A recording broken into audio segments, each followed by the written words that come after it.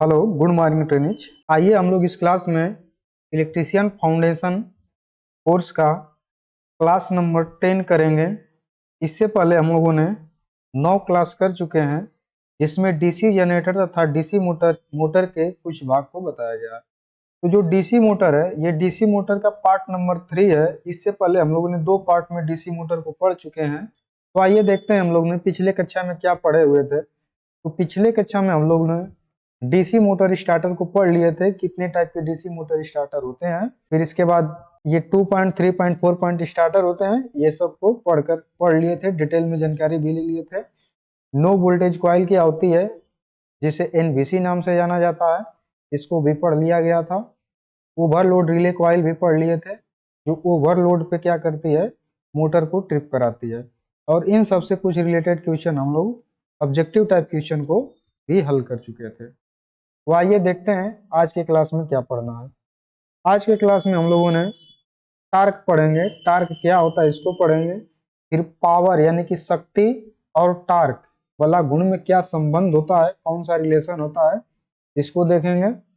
फिर इसके बाद मोटर की आर्मेचर तथा शाफ्ट शक्तियां में संबंध देख लेंगे, क्या इन सब में कैसा रिलेशन होता है, समीकरण कैसा बन के आता है उसको देखेंगे। शाफ्ट टार्क क्या होता है, शाफ्ट बल्ला गुण, इसको देखेंगे। फिर इसके बाद डीसी मोटर स्टार्टर की सेवा, सर्विस और मेंटेनेंस देख लेंगे, कैसे कैसे मेंटेनेंस वगैरह उसका करना पड़ता है, क्या क्या उसमें खराबियां होती हैं तो क्या करना पड़ता है, इसको देख लेंगे इसमें। फिर उससे मतलब यही हैंडल है, हैंडल के बारे में देख लेंगे, जो स्टार्ट करते हैं मोटर को जिस हैंडल से, उसको देख लेंगे। फिर नो वोल्टेज कॉइल क्या होती है, उसको उसमें क्या क्या फॉल्ट आ सकते हैं इसको देख लेंगे। ओवरलोड कॉइल में क्या क्या फॉल्ट आ सकते हैं इसको देखेंगे।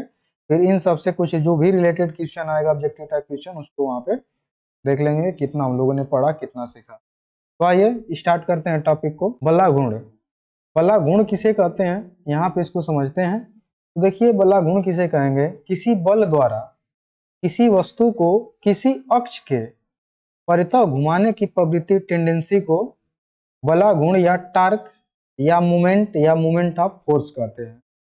देखिए बात को समझिए, ये यहाँ पे पुली लगी हुई है, पुली जिसपे पट्टा चढ़ाया जाता है, वो पुली है। और इस पुली को एक शाफ्ट पे कसा गया है, जो शाफ्ट यहाँ पे ये दिख रहा है, ये शाफ्ट हो गया। इस शाफ्ट से इस पुली के जो अंतिम छोर है, दोनों के बीच आर दूरी है। इस पे एक फोर्स एफ लग रहा है, मतलब इसको घुमाने के लिए। इससे फोर्स लगेगा तभी तो ये पुली घूमेगी। तो ये घूम रही है किस आरपीएम, आरपीएस से, एन आरपीएस से, मतलब रोटेशन पर सेकेंड। इसका फुल फॉर्म क्या होता है, रोटेशन पर सेकेंड होता है। तो जब इसको इस तरीके से घुमाएंगे तो इसके शाफ्ट पे एक टार्क लगता है, जो क्या करता है, ये फोर्स क्या करता है, बल क्या करता है, इसको घुमाने का प्रयास करता है या घुमाता है। तो जब ये घूमता है, इसी को क्या कहते हैं, बल्ला गुण कहते हैं। किसी बल द्वारा किसी वस्तु को किसी अक्ष के परितः घुमाने की प्रवृत्ति को बल्ला गुण कहते हैं। अब देखिए, बल्ला गुण का एक फार्मूला होता है, बल्ला गुण या टार्क, इसे टी से प्रदर्शित किया जाता है। इसके बराबर होता है F into R. R F क्या है, तो फोर्स है, इस पुली पे कितना फोर्स लग रही है। और आर क्या है, तो इस शाफ्ट और इस पुली के अंतिम छोर के बीच की दूरी है, जो मीटर में दर्शाया जाता है। तो एफ टी बराबर क्या हो जाएगा, टी बराबर एफ इंटू आर होता है। एफ जो फोर्स लग रहा है बल, और आर इनके इसके बीच में जो दूरी है वो, ठीक है। तो टार्क निकल जाएगा। अब देखिए, बल द्वारा एक चक्र में किया गया कार्य यहाँ पे निकाल लेते हैं, कितना कार्य किया जा रहा है। जब ये जो पुली है यहाँ से घूमते हुए यहाँ तक आती है, तो कितना कार्य कर लेती है वो देख लेते हैं।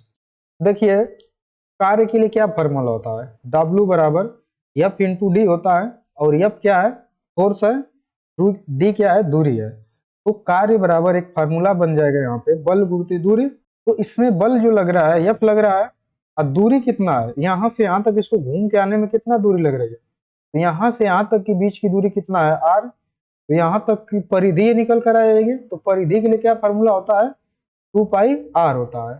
तो 2 पाई आर यहाँ पे रख देंगे दूरी के लिए, ये 2 पाई आर हो जाएगा। और कार्य की इकाई जूल होती है, तो जूल में इसकी इकाई लिख देंगे। तो बल द्वारा एक चक्र में, ये एक चक्र में किया गया कार्य है, केवल एक चक्र में। अब देखिए, एक सेकंड में उत्पन्न शक्ति पूछा जा रहा है। तो एक सेकंड में उत्पन्न शक्ति निकालने क्या करेंगे, एक सेकंड में कितने बार घूम जा रहा है, आरपीएस का फुल फॉर्म रोटेशन पर सेकेंड। यानी कि 1 सेकंड में कितना आरपीएम ये घूम रहा है, कितने बार घूम जा रहा है, तो इसको स्मॉल एन से दर्शाते हैं। तो यहाँ पे 1 सेकंड में उत्पन्न शक्ति, अब जितने बार घूम रहा है उतना, जैसे ये कार्य निकल के आ गया तो जितने घूमेगा उतना ज्यादा कार्य होगा, तो यहाँ पे एन से गुणा करवा देंगे तो ये पूरा 1 सेकंड में कार्य निकल जाएगा, क्योंकि इस स्मॉल एन क्या दर्शा रहा है, रोटेशन पर सेकंड दर्शा रहा है, 1 सेकंड में चक्रों की संख्या को दर्शा रहा है। तो गुणा कर देंगे तो ये हो जाएगा इस तरीके से। जब इसको F इंटू आर करेंगे, मतलब F R, मतलब एक तरह से इसको सजा देंगे थोड़ा इधर उधर करके, तो एक फार्मूला निकालने के लिए ऐसा किया जा रहा है। तो ये 2 पाई एन को इधर ला दे रहे हैं, 2 पाई एन को इधर, और F इंटू आर। अब देखिए F इंटू आर जो होता है उसके बराबर क्या होता है, T होता है टार्क। तो इसके जगह पे T लिख सकते हैं, इसके जगह पे T, तो यहाँ पे T लिख दिए। और 2 पाई एन जो होता है वो ओमेगा को दर्शाता है, ओमेगा इस तरीके से कोणीय वेग। तो 2 पाई एन की जगह पे ओमेगा दर्शा देंगे। तो ये 1 सेकंड में उत्पन्न शक्ति क्या हो जाएगी, T ओमेगा हो जाएगी। फिर इसके बाद यही लिख दिया गया है उत्पन्न शक्ति PA बराबर T ओमेगा वाट। तो इस तरीके से फार्मूला निकल जाता है। ये फार्मूला याद रखेंगे, ये फार्मूला और ये बला गुण के लिए ये फार्मूला एकदम याद रखेंगे। ये दोनों ये कैसे निकल के आ रहा है वो यहाँ पे बीच में समझा दिया गया है। तो इस तरीके से अपने नोट वगैरह सब बना लेंगे, और ये जो फार्मूले हैं दो, इनको एकदम बढ़िया से याद रखें। अब आइए अगला आगे देखते हैं क्या चीज है। अब देखिए टार्क ऑफ ए मोटर, एक मोटर में टार्क कैसे निकलता है उसके लिए क्या फार्मूला होता है वो देखा जाएगा। यहाँ पे जो था केवल एक पुली लगी हुई है, उस पर एक केवल फोर्स लग रहा है, उसके लिए केवल टार्क देखा गया था। अब मोटर में जो टार्क निकलता है कैसे निकलता है उसको देख लेते हैं यहाँ। अब देखिए चूंकि डीसी मोटर में विद्युत शक्ति को यांत्रिक शक्ति में बदला जाता है, जो डीसी मोटर होती है वो क्या करती है, विद्युत शक्ति को यांत्रिक शक्ति में बदलती है। साफ साफ समझ में आ रहा है। फिर अब देखिए आर्मेचर में उत्पन्न यांत्रिक शक्ति PA बराबर क्या होता है, TA 2 पाई एन होता है या ओमेगा टी, अभी पीछे यहाँ पे निकाला गया था। ये P बराबर T ओमेगा, वही चीज है PA बराबर T ओमेगा या TA 2 पाई एन, इसके जगह पे TA 2 पाई एन है, तो पाई का चिन्ह है। अब देखिए आर्मेचर को सप्लाई विद्युत शक्ति, आर्मेचर को कितना सप्लाई किया जा रहा है विद्युत शक्ति, इस तरीके से जब डीसी मोटर होती है यहाँ पे शंट बना देते हैं, यहाँ से V वोल्टेज देते हैं, तो इसमें से I करंट प्रवाहित होती है और इसमें IA करंट आती है और इसमें EB विद्युत वाहक बल जनरेट होता है। तो जो आर्मेचर में विद्युत शक्ति उत्पन्न होती है आर्मेचर के अंदर, वो EA इंटू EB के बराबर होती है। वही है आर्मेचर को सप्लाई विद्युत शक्ति PE बराबर, इसको PE से दर्शाएंगे, EB अपान IA। EB क्या है बैक ईएमएफ और IA क्या है आर्मेचर में करंट। इतना शक्ति उत्पन्न हो जाएगी विद्युत शक्ति आर्मेचर के अंदर। अब देखते हैं आर्मेचर को सप्लाई विद्युत शक्ति बराबर आर्मेचर में उत्पन्न यांत्रिक शक्ति, यानी कि आर्मेचर में जो विद्युत सप्लाई दी जा रही है वही उसके आर्मेचर में उत्पन्न होगी यांत्रिक शक्ति, वही तो कन्वर्ट होगी यांत्रिक शक्ति में। तो यहाँ पे ये बराबर हो जाएगा EB into IA, EB into IA equal to omega T लिख सकते हैं, ओमेगा TA लिख सकते हैं, या इसके जगह पे क्या लिख सकते हैं, हाँ TA, ये भी लिख सकते हैं, TA 2 पाई एन लिख सकते हैं, TA 2 पाई एन। अब देखिए क्या करना है, EB की जगह पे एक फॉर्मूला क्या होता है, I P एन तो होता ही है, लेकिन यहाँ पे देखिए स्मॉल एन लिया गया है। एक फार्मूला होता है 5PN Z अपान 60A होता है। तो जो ये N है आरपीएम में दिया हुआ है, तो इसलिए इसको 60 से भाग दिया है।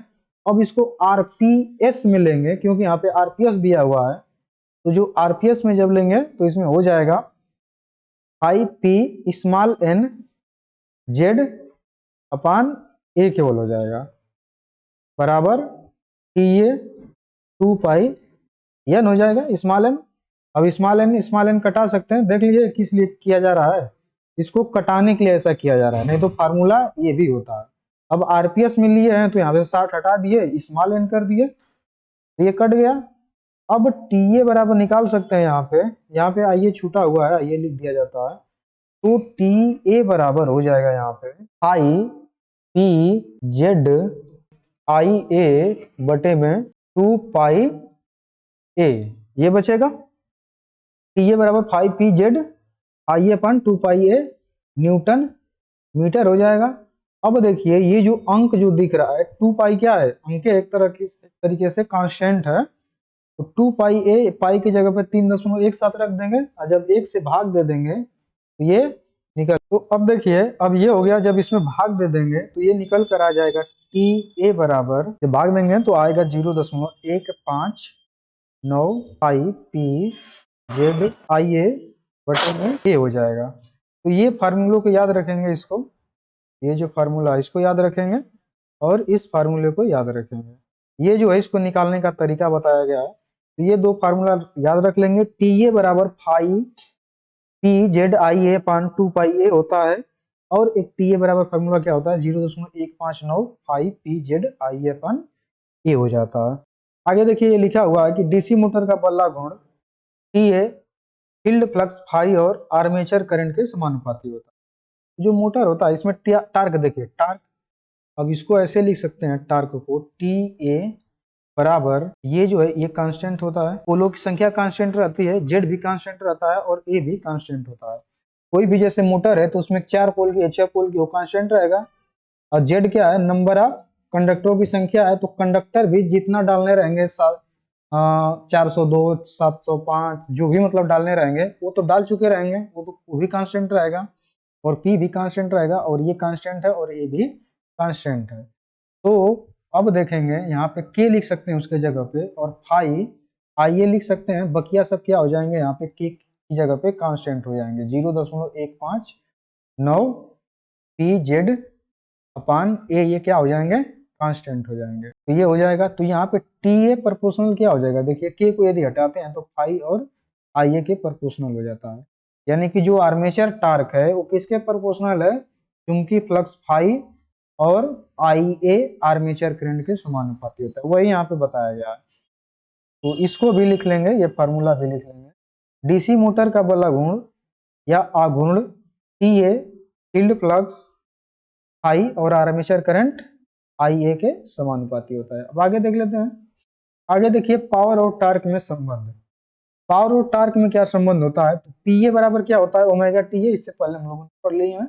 ये जो टार्क हो पी ए होता है, पी ए, अरे यहाँ पे टी ए लिख रहे हैं, पी ए बराबर ओमेगा टी ए होता है, और इसके बराबर क्या होता है, ये होता है पी ए बराबर ओमेगा टी ए होता है। ओमेगा की जगह पे 2 पाई एन लिख सकते हैं, 2 पाई एन टी ए लिख सकते हैं, और ये किस में निकलेगा, वाट में निकलेगा, तो ये वाट हो गया। अब इसमें देखिए पी ए बराबर क्या लिख सकते हैं, पी ए बराबर 2 पाई, जो स्मॉल एन है उसके जगह पे यदि कैपिटल एन लिखेंगे यानी कि आरपीएम रोटेशन पर मिनट में लिखेंगे तो 60 से भाग देना पड़ेगा, तभी ये सेकंड मिनट में बदल जाएगा। ये टी ए बटे में 60 ऐसे लिख सकते हैं। तो अब यहाँ से देखिए हमें टी ए निकालना रहेगा, टी ए टार्क बराबर टी ए बराबर, तो ये हो जाएगा पी ए इंटू 60 बटे में 2 पाई एन हो जाएगा। यही चीज यहाँ पे बताया गया है वाट, ये हो जाएगा न्यूटन मीटर में। ठीक है, तो इसमें देखिए आर्मेचर शक्ति पी ए की मोटर के अंदर आर्मेचर में विकसित यांत्रिक शक्ति पीएम है, जो विरोधी विद्युत वाहक विद्युत शक्ति पीई बराबर ईबी इंटू आई ए में से रूपांतरित। जो मोटर होती है उसमें जब मैकेनिकल एनर्जी उत्पन्न होती है तो वो किसके बराबर उत्पन्न होती है, ये विरोधी विद्युत वाहक बल जो शक्ति मतलब होता है उसमें पीई बराबर ईबी इंटू आई होता है, यही क्या होता है मैकेनिकल में रूपांतरित हो जाता है। तो इसमें देखिए इस फार्मूले में क्या करेंगे, इसको याद रख लेंगे, ये वाला फार्मूला टी ए बराबर P A into 60/2 pi N. जब यहाँ पे 60 नहीं रहेगा तो यहाँ पे स्मॉल एन रहेगा, इतना ध्यान देंगे। अब देखिए पी ए बराबर क्या होता है, पीई अपान ई ए इंटू आई ए वाट होता है। तो टी ए बराबर क्या हो जाएगा, पी ए अपान ओमेगा, कहाँ से आया ये समझ में आ रही बात, यहाँ से आया। जो पी ए बराबर होता है वो ओमेगा टी ए के बराबर होता है, तो यहाँ से अब टी ए बराबर लेंगे तो क्या हो जाएगा, पी ए अपान ओमेगा हो जाएगा।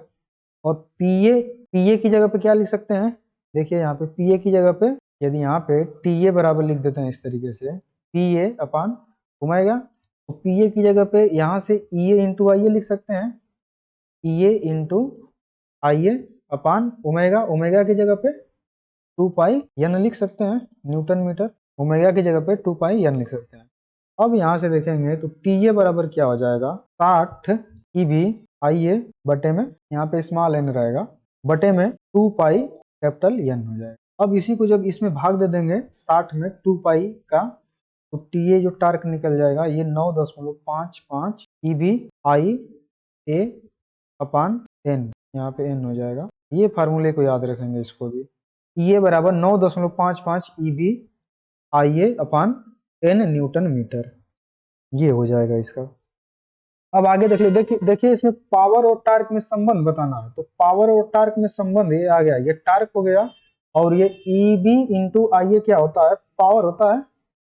यही तो इलेक्ट्रिकल पावर होता है जो मैकेनिकल पावर में कन्वर्ट होता है, तो ये इन दोनों में संबंध हो गया। तो इसमें ये फार्मूला बढ़िया से याद कर लेंगे क्योंकि इससे बहुत सारे क्वेश्चन आएंगे। आइए अब आगे देखते हैं, मोटर की आर्मेचर और शाफ्ट शक्तियों में संबंध। आर्मेचर में जो शक्ति PE मतलब वैद्युत शक्ति, वो क्या होती है, EB IA के बराबर होती है और इसको ओमेगा TA से भी लिख सकते हैं, विकसित होती है। उनमें से कुछ शक्ति लव व घर्षण हानि में व्यय हो जाती है। जो आर्मेचर में शक्ति होती है उसमें से कुछ शक्ति क्या हो जाती है, आयरन लॉसेस और फ्रिक्शन लॉसेस के कारण से कुछ शक्ति व्यय हो जाती है और शेष शक्ति शाफ्ट पे आउटपुट के रूप में प्राप्त होती है। पूरा की पूरा नहीं शाफ्ट पे प्राप्त होती है, कुछ लॉसेस में कन्वर्ट हो जाती है, मतलब लॉसेस में चली जाती है। तो यहाँ पे अब देखिए आर्मेचर शक्ति बराबर क्या हो जाएगा, जो आर्मेचर में उत्पन्न हुई शक्ति उसके बराबर क्या होगा, P आउटपुट जो शाफ्ट पे शक्ति मिल रही है प्लस P लॉसेस, ये इस तरीके से लिखा गया है, P output plus P loss, इतना वाट होती है PA आर्मेचर शक्ति के बराबर। मतलब जो शाफ्ट पे निकल जा रही है वो हो गई प्लस लॉसेस, कुछ उसमें लॉसेस हो जाता है घर्षण हानि के कारण से, और कुछ क्या हो जाती है, आयरन में लॉसेस हो जाता है। तो ये सब लॉसेस जोड़ने के बाद ये हमारा जो होता है, कौन सा लॉसेस निकलता है, अरे कौन सी शक्ति निकलती है, आर्मेचर शक्ति। जबकि शाफ्ट पे कौन शक्ति मिलती है, P आउटपुट शक्ति मिलती है शाफ्ट पे, जो मोटर जिसको घुमाने के लिए शाफ्ट पे मिलता है वो P आउटपुट मिलता है। अब देखिए PA आर्मेचर शक्ति बराबर क्या होता है, तो ओमेगा TA, जो आर्मेचर में टार्क है TA इंटू ओमेगा से गुणा कर देंगे तो ये शक्ति के बराबर हो जाएगा। उसी तरीके से P आउटपुट जो है वो ओमेगा, और आउटपुट कहाँ मिलता है, शाफ्ट में मिलता है, तो TSH और ये ओमेगा T लॉस, तो इस तरह से कर देंगे तो ये एक फार्मूला बन जाता है। तो मोटर की आर्मेचर और शाफ्ट शक्ति में ये संबंध आ जाता है। आगे देखिए शाफ्ट टार्क किसे कहेंगे, यहाँ पे टार्क रहेगा इस तरीके से, यहाँ पे गलत है, शाफ्ट टार्क यानी शाफ्ट बल्ला गुण, तो मोटर के अंदर विकसित संपूर्ण आर्मेचर टार्क TA की उपयोगिता पूर्ण रूप से नहीं हो पाती है क्योंकि इसका कुछ भाग मोटर की घर्षण तथा लव हानियों में क्षय हो जाता है, जिसे हानि बल्ला गुण कहते हैं। कुछ लॉस हो जाता है तो उसे क्या कहेंगे, हानि बल्ला। आर्मेचर टार्क का शेष भाग शाफ्ट पर लागू होता है जिसे शाफ्ट टार्क, जैसे ये आर्मेचर है, इस तरीके से इस बात को समझ, यहाँ से भी वोल्टेज की सप्लाई इसको दिया जाएगा और यहाँ पे शंट फील्ड वाइंडिंग इस तरीके से कर देंगे। तो जब वोल्टेज इसको देंगे ना तो इसमें EB एक बैक ईएमएफ जनरेट होगा और इसमें IA आर्मेचर करंट प्रवाहित होगी और इन दोनों का गुणनफल के बराबर क्या होगा, इसमें विद्युत शक्ति उत्पन्न हो जाएगी। अब ये विद्युत शक्ति क्या करती है, इस पे यदि शाफ्ट लगाए रहेंगे और ये बाहर कोई लोड लगाए रहेंगे, उसके लिए मैकेनिकल एनर्जी में कन्वर्ट होकर के उसको घुमाने लगती है। तो जब ये मैकेनिकल एनर्जी में कन्वर्ट होती है इलेक्ट्रिकल से, उसमें कुछ लॉसेस हो जाता है, कुछ क्या हो जाता है, पावर का लॉस हो जाता है। ये किसके कारण से, फ्रिक्शन के कारण से और लव हानियों के कारण से। तो जो लॉस हो जाता है उसे क्या कहते हैं, हानि बल्ला गुण कहते हैं, और जो शेष मिलता है इसके शाफ्ट पे उसे कहा जाता है शाफ्ट टार्क कहा जाता है। अब देखिए शाफ्ट टार्क निकालने के लिए HP में कुछ फार्मूले होते हैं, ये दोनों फार्मूला याद रख लेंगे ये क्योंकि बहुत ज्यादा इंपॉर्टेंट है। तो HP मीट्रिक में यदि निकालना है पावर HP मीट्रिक में, तो ये हो जाता है 2 पाई N TSH, स्मॉल n है ध्यान रखेंगे, बटे में 735.5, फिर इसके बाद ये HP लग जाएगा। अगर इसी को स्मॉल n की जगह पे कैपिटल N दिया है, स्मॉल n का मतलब रोटेशन पर सेकेंड और कैपिटल N का मतलब रोटेशन पर मिनट, तो इसके लिए फार्मूला हो जाता है यहाँ पे, ये 9 नहीं रहेगा 2 रहेगा, तो ये इसके लिए HP फार्मूला होता है, HP बराबर 2 पाई, स्मॉल की जगह पे कैपिटल N रखेंगे, कैपिटल N TSH बटे में 735.5 इंटू 60 HP, ये फार्मूला हो जाता है HP निकालने के लिए। 2 पाई n, n क्या है, RPM है, रोटेशन पर मिनट है, और यहाँ पे स्मॉल n क्या है, रोटेशन पर सेकेंड। TSH क्या है, शाफ्ट पे इसके टार्क मिल रहा है कितना, मतलब शाफ्ट इसका इस पे कितना बल लग रहा है घुमाने के लिए, ये TSH है शाफ्ट टार्क। और ये 735.5 इंटू 60। अब देखिए ये जो 735.5 कहाँ से आया है, तो इसको HP में कन्वर्ट करने के लिए आया है। एक HP बराबर क्या होता है, 735.5 वाट होता है किसमें, मीट्रिक प्रणाली में, मीट्रिक प्रणाली में। जबकि एक HP बराबर 746 वाट होता है ब्रिटिश प्रणाली में, ब्रिटिश प्रणाली में, ब्रिटिश प्रणाली में। ये लिख लेंगे, ये भी नोट करके लिख लेंगे। अब देखिए इसमें कुछ स्टार पॉइंट है।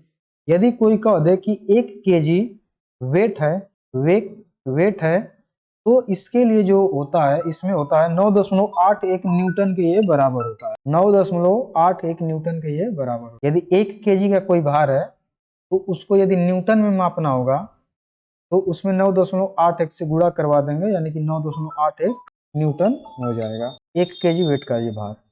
अब आगे हम लोग देख लेते हैं। अगला क्वेश्चन है कि एक 250 वोल्ट 4 ध्रुव wave winding DC series motor के आर्मेचर में 782 चालक हैं। इसमें आर्मेचर और सीरीज फील्ड वाइंडिंग का प्रतिरोध 0.75 ओम है। मोटर 40 एम्पीयर धारा लेती है, तो इसकी स्पीड, आर्मेचर टार्क और HP की गणना करें यदि प्रति ध्रुव फ्लक्स 25 मिली वेबर है। देखिए जो दिया हुआ है उसको देख लेते हैं। देखिए डीसी सीरीज मोटर जो होती है कुछ इस तरीके से होती है।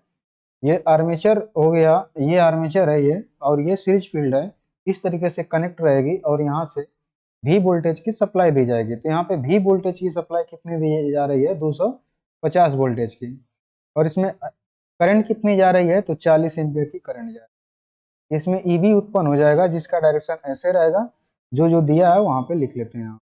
तो देखिए इसमें दे रखा है V बराबर 250 वोल्ट, T बराबर कितना दे रखा है, ध्रुवों की संख्या, तो 4 दे रखा है, जिससे आर्मेचर समांतर पथों की संख्या निकल जाएगी, क्योंकि ये वेव बाइंडिंग है तो वेव बाइंडिंग के लिए आर्मेचर पथों की संख्या 2 हो जाएगी। फिर इसके बाद Z का मान दे रखा है 782 चालक दे रखा है। आर्मेचर और सीरीज फील्ड का प्रतिरोध यानी कि RA प्लस RSE का प्रतिरोध जो दे रखा है, कितना दे रखा है, 0.75 ओम दे रखा है, ये लिख दिए। I एम्पियर करंट दे रखा है 40 एम्पियर, ये लिख दिया गया। और वेबर दे रखा है 5, फ्लक्स का मान दे रखा है तो 25 मिली वेबर दे रखा है, मिली वेबर।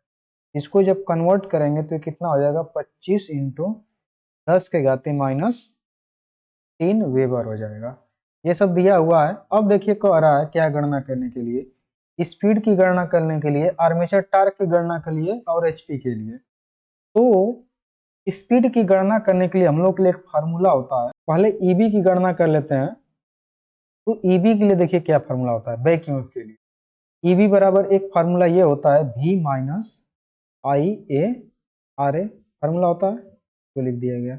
V का मान देखिए कितना है, 250 वोल्ट, माइनस IA/RA का मान कितना दे रखा है, दोनों का कंबाइंड मान यहाँ पे देखिए कितना, 0.75 ओम दे रखा है। IA का मान 40 है तो 40 लिख दे रहे हैं, IA का मान 40 और RA का मान यहाँ पे। तो जब इसको सॉल्व करेंगे तो ये 250 जब इसको मल्टीप्लाई कराएंगे तो 30 आ जाएगा, बराबर 220 वोल्ट आ गया EB का मान।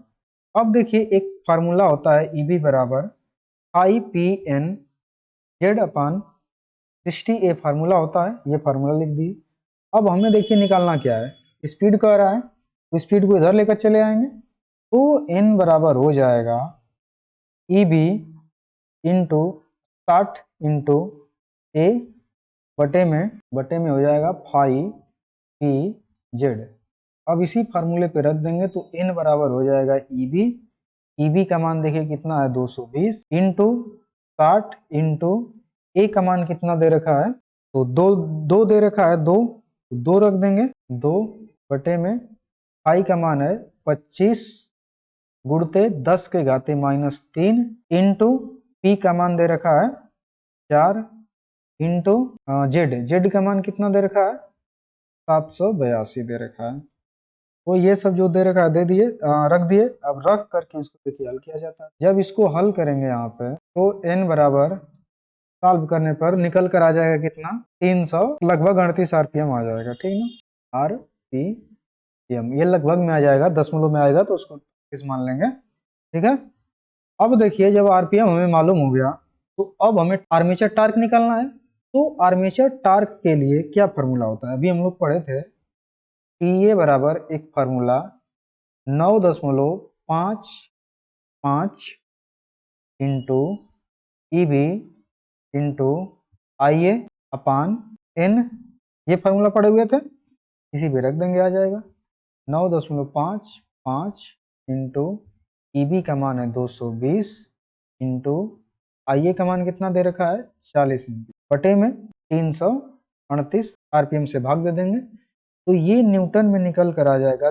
जब इसको सॉल्व करेंगे हल करेंगे तो 248.64 न्यूटन मीटर ऐसा आंसर आ जाएगा। तो ये न्यूटन मीटर में यानी कि आर्मेचर टार्क निकाल लिए हम लोग, स्पीड भी निकाल लिए, तो एक आंसर ये हो जाएगा, एक आंसर ये हो जाएगा।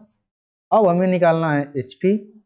तो HP निकालने के लिए फार्मूला होता है HP बराबर 2 पाई कैपिटल N TSH।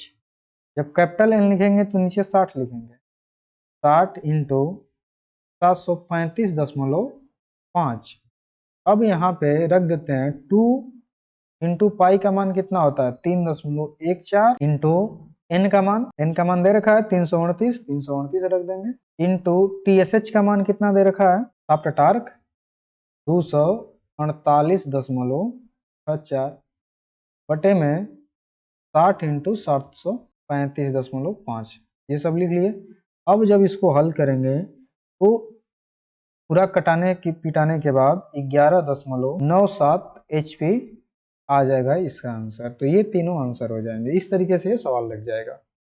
जो अभी हम लोग पहले फार्मूले पढ़े थे सभी उसी फार्मूले पे ये लगेगा। अब अगला क्वेश्चन देख लेते हैं। आगे हम लोग देखिए क्या है, अब हम लोग पढ़ेंगे डीसी मोटर स्टार्टर की सेवा, सर्विस और रख रखाव। यदि उसमें कुछ खराबी हो जाती है तो कैसे उसकी मेंटेनेंस करेंगे, उसको सर्विस मतलब कैसे करेंगे, ये सब इसमें देखेंगे। तो ये सर्विसिंग ऑफ स्टार्टर का मरम्मत करना कैसे करेंगे, तो देखते हैं स्टार पॉइंट बना के इसको लिख भी लेंगे। 3 पॉइंट और 4 पॉइंट स्टार्टर का प्रतिरोध कुंडलित यूरेका तार से बना होता है। किसके बना होता है, कुंडलित यूरेका तार से बना होता है। ये 3 पॉइंट है या 4 पॉइंट स्टार्टर है उसका प्रतिरोध। जो स्टैंड होते हैं वो किसके बने रहते हैं, पीतल के बने रहते हैं। ये भी क्वेश्चन पूछा जाता है कि स्टैंड किसके बने होते हैं, तो पीतल के बने होते हैं। और स्टार्टर में इंसुलेटेड पट्टी पर दृढ़ता से लगे रहते हैं। स्टार्टर में इंसुलेटेड पट्टी से क्या कर रहते हैं, कसे रहते हैं, उसमें लगे रहते हैं।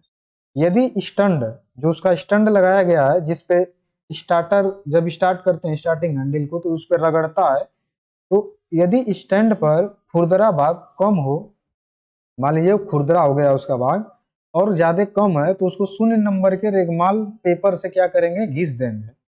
और यदि स्टैंड अधिक खुरदरा है या जल गया है तो उसको क्या करेंगे, एक स्मूथ फाइल लेंगे जिसे चिकनी फाइल कहते हैं, के प्रयोग करके उसको रगड़ करके साफ करके दो सही कर देंगे। तो ये हो गया स्टैंड की सर्विसिंग।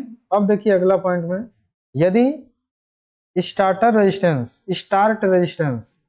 जो स्टार्टर का रेजिस्टेंस लगा हुआ है स्टार्ट करने के लिए वो ओपन पाया जाता है, खुला है, बीच में से ब्रेक हो गया है, तो क्या करेंगे कि जो उसका निर्माण किया है, जो उसको बनाया है, उसके मूल निर्धारण के अनुसार, जैसे 10 ओम या 15 ओम का निर्धारण है, तो उसी के अनुसार क्या करेंगे, एक नया क्वाइल मतलब लेकर आएंगे।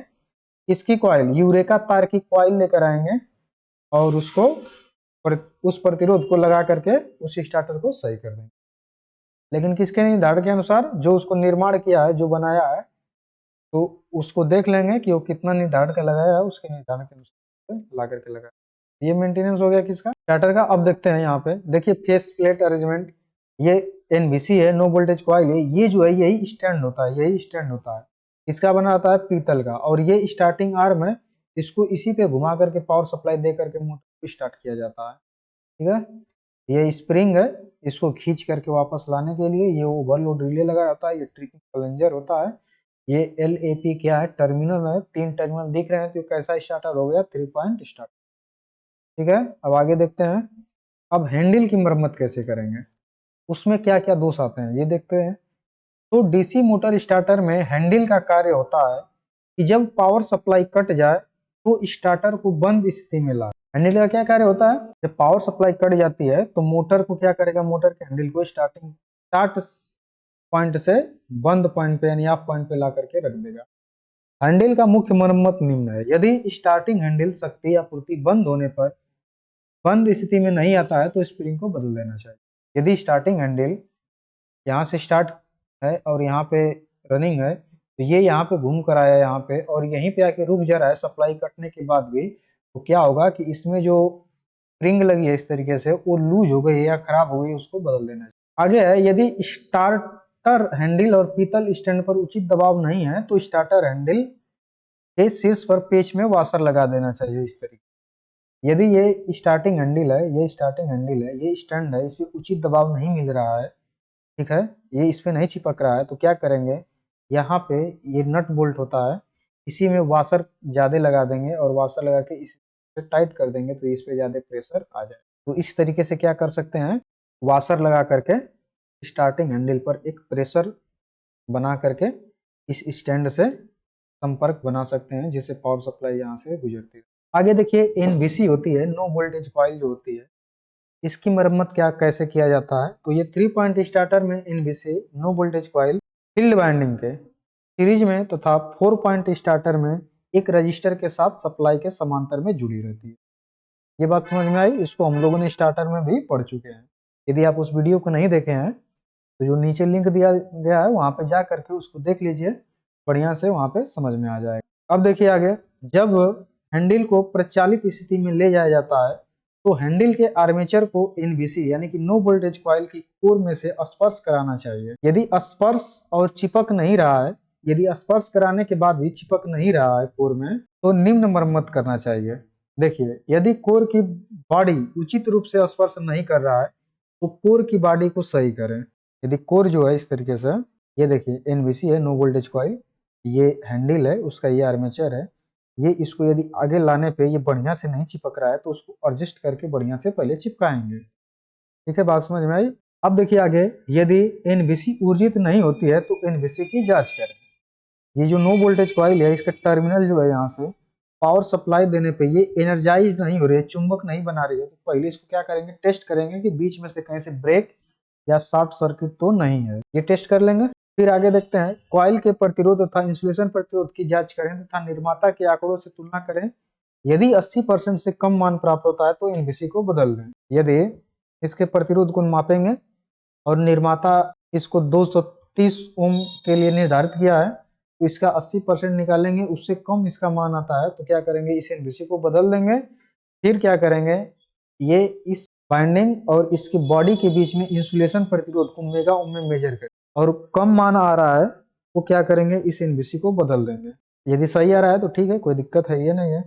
अब आगे देखिए, यदि NVC के तल पर खड़खड़ाने का शोर पाया जाए तो कोर और बॉडी के तल और आर्मेचर को स्वच्छ करना चाहिए। यदि NVC मोटर को स्टार्ट कर रहे हैं और ये NVC जो है यहाँ पे खड़खड़ाहट की आवाज करेगी तो क्या करेंगे कि ये जो है इसको साफ करेंगे, इसको साफ करेंगे, फिर इसके आर्मेचर को साफ करेंगे, फिर देखेंगे कि आ रही है कि नहीं। यदि आ रही है तो बदलेंगे, अन्यथा सही ही हो जाती है। यदि खड़खड़ाहट की आवाज आ रही है तो इसको साफ करने के बाद सही हो जाता है। आगे देखते हैं, आगे देखिए, ये ओवरलोड कॉइल है यानी कि अति लोड कॉइल या OLC इसे नाम से जाना जाता है या OLR नाम से भी जाना जाता है। अब देखिए, OLC का कार्य यह है कि जब लोड धारा निर्धारित धारा से अधिक होती है तो OLC ओवरलोड कॉइल NVC यानी कि नो वोल्टेज कॉइल को लघुपतित कर देती है, जिससे NVC अचुंबकित होकर जिससे हैंडल बंद स्थिति में चला जाए। यदि OLC सेट धारा से कम या अधिक पर ट्रिप करती है तब OLC को धारा पैमाने पर अंशांकित करना चाहिए। यदि कम पे ऑपरेट हो जा रही है तो क्या करेंगे, जो करंट की रेटिंग है, धारा की रेटिंग, उसको क्या करेंगे, बढ़िया से कैलिब्रेट करेंगे, अंशांकित करेंगे, फिर उसके बाद उसको ऑपरेट करवाएंगे तो ऑपरेट हो जाएगा। देखिए ये कैसे होती है। तो यहाँ पे ये करंट के लिए स्केल दिया गया है कि कितने करंट के लिए यहाँ पे स्क्रू दिया रहेगा, सेट करना है। तो सेट करेंगे उसी के अनुसार इस पे सेट कर देंगे, तो इस पे दबाव बना रहेगा उसी के अनुसार। और जब करंट लोड में यदि 5 एम्पियर पे सेट करेंगे तो इसमें 5 एम्पियर से अधिक जाने पे ये क्या करेगा, ट्रिपिंग प्लंजर को अपने तरफ खींच लेगा और ये एनवीसी को यहाँ पे जाकर के आगे शॉर्ट सर्किट करवा देगा, जिससे एनवीसी अचुंबकित होकर के स्टार्टिंग आर्म को छोड़ देगी और स्टार्टिंग आर्म कहाँ पे चली जाएगी, ऑफ पोजीशन पे चली आ जाएगी। ठीक है, अब आगे देख लेते हैं। आगे ऑब्जेक्टिव क्वेश्चन जो अभी हम लोग पढ़े उससे रिलेटेड कुछ ऑब्जेक्टिव क्वेश्चन को यहाँ पे देख लेते हैं। ये क्वेश्चन जो है अंग्रेजी में दिए हैं, कोई बात नहीं है, इसको हिंदी में ट्रांसलेट करके हम लोग पढ़ेंगे। क्वेश्चन है कि द टर्निंग और twisting moment of force is called S, यानी कि जो टर्निंग मोड़ा जा रहा है या घुमाया जा रहा है, ट्विस्ट किया जा रहा है, मोड़ोड़ा जा रहा है, उस मोमेंट को मतलब उस फोर्स को क्या कहा जाता है। यदि कोई शाफ्ट है उसको घुमाया जा रहा है तो उस पर लगने वाले फोर्स को क्या कहते हैं, टार्क कहते हैं। तो इसका सही ऑप्शन क्या हो जाएगा, टार्क हो जाएगा। अगला क्वेश्चन देख लेते हैं।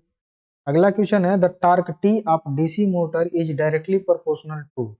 जो टार्क होता है, टार्क को किसके डायरेक्टली प्रोपोर्शनल होता है, तो ये फील्ड फ्लक्स यानी कि फाई और आर्मेचर करंट यानी कि आई के प्रोपोर्शनल। तो ये चीज याद रखेंगे तो ऐसे सब क्वेश्चनों को आसानी से हल कर लेंगे। तो जो भी इंपॉर्टेंट क्वेश्चन जो आज के मतलब की वीडियो में कुछ मतलब कि बहुत सारे इंपॉर्टेंट फार्मूले पढ़े हैं हम लोग, वो फार्मूले को क्या करेंगे, याद रख लेंगे। याद करने से होगा क्या कि जो भी इसमें स्पीड कंट्रोल या टार्क से संबंधित जो भी क्वेश्चन आएंगे उसको हल कर, जैसे यही क्वेश्चन है तो इसमें ये जानते रहेंगे फार्मूले तो इसको आसानी से हल कर देंगे।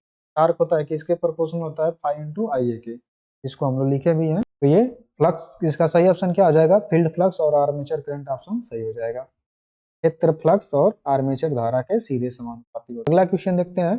अगला क्वेश्चन है the torque which is available for doing work is known. मतलब कह रहा है कि कार्य करने के लिए जो टार्क उपलब्ध होता है उसको किस नाम से जाना जाता है। कार्य करने के लिए जो टार्क उपलब्ध होता है उसको किस नाम से जाना जाता है ये बताना।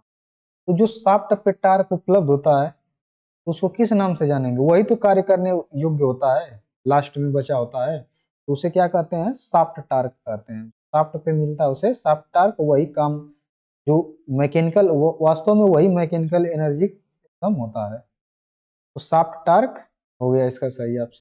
अगला क्वेश्चन है कैलकुलेट द मीट्रिक एचपी मतलब horse power developed by the DC motor if the speed is 1200 RPM and the shaft torque T A is 200 Newton.